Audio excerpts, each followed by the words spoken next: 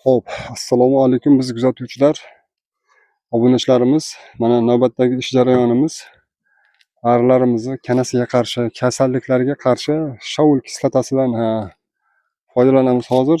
Bu kislotamizni tayyorlash jarayonini aytib o'tamiz. 1 litr iliq suvga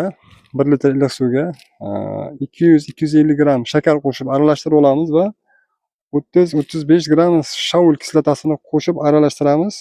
Qarabsizki, tayyor bo'ladi. Va hozir qo'llashlik jarayonini ham ko'rsatib o'taman.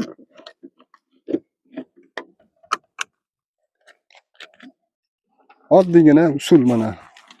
1 litr suvga 250 yo 200 gram shakar qo'shib aralashtirib olamiz va shovul kislotasidan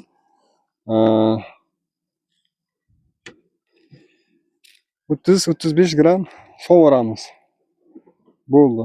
Muammo shu bilan hal bo'ladi. Mana ochamiz, arinamizni boshlaymiz mana shu holatda cho'miltirib chiqamiz. Bo'ldi. Har 2-3 kunda